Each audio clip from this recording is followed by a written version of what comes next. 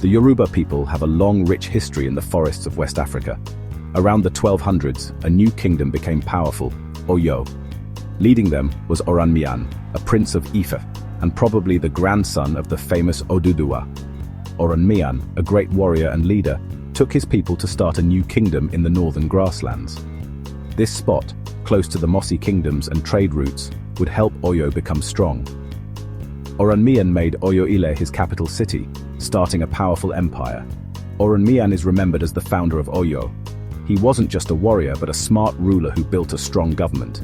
He created the Oyo Mesi, a group of important nobles, to help rule fairly. This early system helped Oyo grow and become influential for hundreds of years.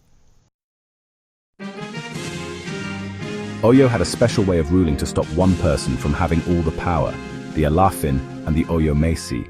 The Alaafin, which means owner of the palace in Yoruba, was the top ruler.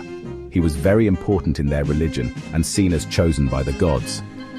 But the Alaafin wasn't all-powerful. The Oyo Mesi, a group of 7 important nobles, kept the Alaafin's power in check. Each member was from a different family and had a lot of influence. The Bashoran, the leader of the Oyo Mesi, was like a prime minister, limiting the Alaafin's power even more. This system of sharing power made sure no one person could rule completely and helped Oyo stay strong. Oyo's location in the grasslands was important for its strong economy. The kingdom controlled important trade routes between the forests and the north. This allowed them to trade things like kola nuts, ivory and leather from the south for salt, dates, and especially horses from the north. These horses, often traded from the Hausa states, helped Oyo build a strong army with horsemen. Sadly, the slave trade across the Atlantic brought darkness to Oyo. As Europeans wanted more and more enslaved Africans, Oyo became a big part of this terrible trade. People captured in wars or raids were sold as slaves. The money Oyo made from this trade made them richer and stronger, but it caused terrible suffering. Thunder from the savannah, the might of the Oyo cavalry. The Oyo Empire's army, especially its cavalry, was famous across West Africa. Horses traded from the north became a symbol of power and importance in Oyo. The best cavalry soldiers, called the Eso Ikoyi, were strong warriors. They wore chainmail armor and used swords, spears and bows.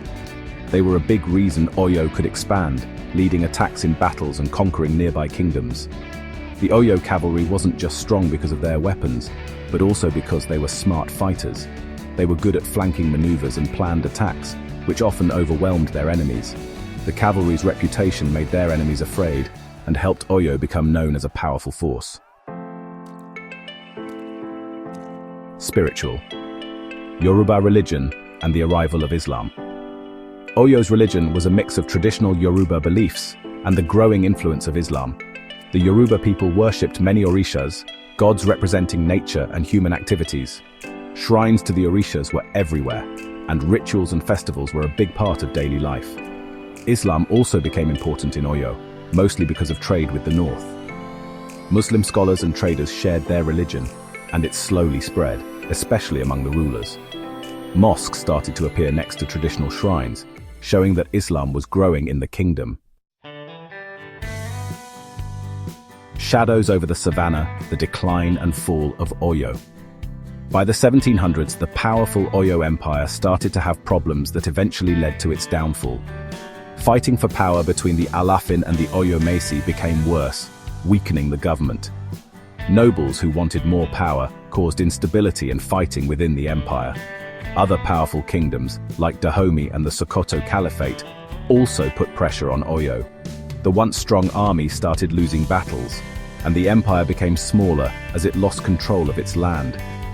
The slave trade, once a source of wealth, made things worse because people fought over control of this profitable trade.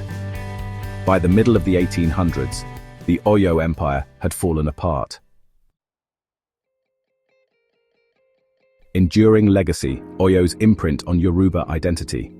Even though Oyo fell, it left a lasting impact on the Yoruba people in West Africa. When it was strong, Oyo created a good economy and cultural exchange, leaving behind great art like sculptures, weaving, and music. The way Oyo was governed, with its system of shared power, influenced later Yoruba kingdoms. Even today, Oyo is important to Yoruba identity. The Alaafin of Oyo, while not a political ruler anymore, is still an important religious leader for many Yoruba people. Stories, proverbs, and traditions passed down through generations keep the memory of Oyo alive, showing how much it still impacts Yoruba culture and history. Like and subscribe to Media for more stories on rich histories and cultures.